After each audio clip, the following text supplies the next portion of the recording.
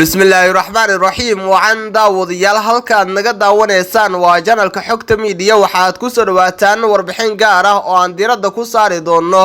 cidda ay Itoobiya ka heshay diyaaradaha ay ku burburisay dhufaysyada TPLF dagaalka ka soconaya dalka Itoobiya ayaa si karaar qaatay jabhadda TPLF ayaa isubeynaysa ra'iisul wasaare Abiy Ahmed ayaa diyaarado waxa uu ka helayaa dalal taageeraya xukuumaddiisa halkan ayaa daawadayaal idinkugu soo gudbi doonaa warar ku aadan colaadda Tigray warbixintan ayaana idinkugu soo koobi doonaa hayeeshee intaanan kuda gelin waxaan daawaday ka dalbanaya oo ka codsanayana muuqaalkan like saarto la wadaagta asxaabtaada adigoo subscribe noo saarayay channelka furanaya gambalaalka si durbadiiba aad u hesho muuqaaladan halkan soo gelino sidoo kale daawada muuqaalka qaybtiisa hoose faalada lagu gudbiyo commentiga aragtidaada inagula wadaag markaana daawada waxaad ku soo dhawaataa qodobadii dulmarkaa soo daawatay oo intaasi ka sii faahfaahsan anigoo ku bilaabaya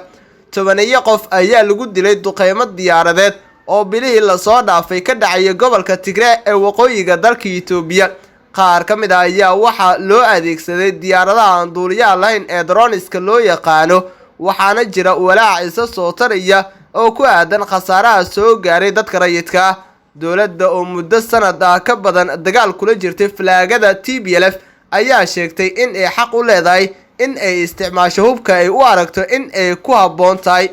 waxay dowladda beenisay in duqeymahan ee dad rayid ah la bartilmaameedsatay 8 January weerar lagu qaaday xero ay ku jireen barakacayaal weerar dhanka cirka ah oo lagu qaaday xero ay ku nool yihiin dad barakacayaal ah oo ku taala dhidhibit ee Tigray 8 Janaayo ayaa waxaa ku dhintay in ka badan 50 qof isla markaana waxaa ku dhaawacmay 100 qof oo kale sawirada la qaaday weerarka kadib oo shaqaale gargaar ay u gudbiyeen bulitiisho ayaa horseeday in baariyaal madax bannaan ay rumaystaan in mid ka mid ah hubka loo adeegsaday ama la adeegsaday uu noqon karo gantaal laga soo riday diyaarad nooca aan duuliyaha lahayn ee Bayraktar TB2 oo Turkigu markaasi sameeyay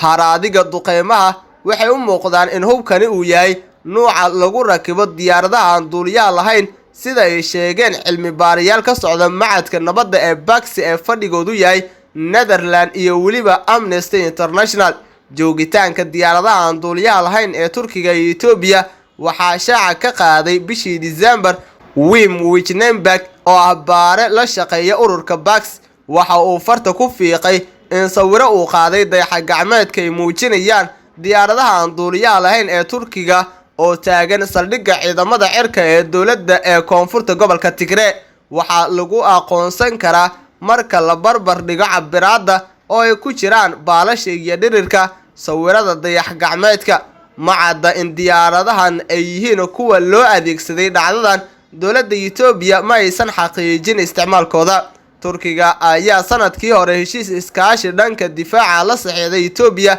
inkastoo aan si rasmi ah loo shaacin wakaaladda wararka ee Reuters ayaa bishii December ee sanadkii hore sheegtay in Mareykanku uu ka muujiyay walaac markaasi uu ka qabo dowladda Turkiga ee ku aadan iibka diyaaradaha aan duuliyaha lahayn ee Itoobiya 6 January weerar lagu qaaday jabhadda Oromada weerar horaantii bishii Janaayo lagu qaaday flaagada gobolka Oromiya oo iyagu isbahaysi la sameystay flaagada Tigray faahfaahin yar ayaa laga helay weerarkaasi mana cadda in dad rayid ah ay wax ka soo gaareen iyo in kale si kastaba ha ahaatee weerarka cirka ee ka dhacay aaga Gidami ayaa markaasi ka tegay xoogaa cadayna isla markaana haraadiga gantaalada ayaa sida ay sheegayaan baarayaasha muujinaya in loo isticmaalay ama la isticmaalayba hab markaasi lagu farsameeyay dalka Iran sawiro lagu qaaday dayax gacmeed bishii December ayaa muujinaya diyaaradaha aan duuliyaha lahayn ee Iran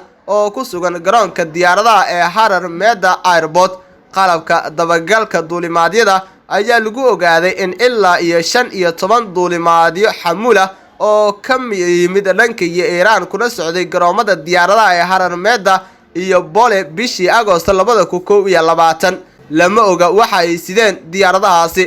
si kastaba ha ahaatee bishii October ee sanadkii la soo dhaafay mas'uuliyiinta Mareykanka ayaa si cad u cambaariyay Iran dhoofinta diyaaradaha aan duuliyaha lahayn waxayna Itoobiya ku tilmaameen mid ka mid ah dalalka leh diyaaradaha aan duuliyaha lahayn ee Iran 16 Diseembar weerar lagu qaaday suuq ku yaala Alamata bartamihii Diseembar 2021 weeraro cirka ah oo isdaba joog ah ayaa sababay dhimashada 28 qof oo rayid ah oo ku sugnaa suuq ku yaala magaalada Alamata ee koonfurta gobolka Tigray. Jabhadda TPLF ayaa sheegtay in diyaaradaha dagaalka ee dowladda iyo kuwa aan duuliyaha lahayn ee mas'uul ka ahaayeen weerarkaasi. Muuqaal laga sii daayay TV-ga Tigrayga ayaa muujinaya haraadiga gantaal la sheegay in loo adeegsaday weerarkan. Dhuumaha dabadiisa ee matoorka gantaalka kaasoo u janjeera in uu ka badbaado saameynta ayaa laga garan karaa muuqaalka. Mid ka mid ah baaritaanada oo adeegsanaya macluumaadka laga helay dadweynaha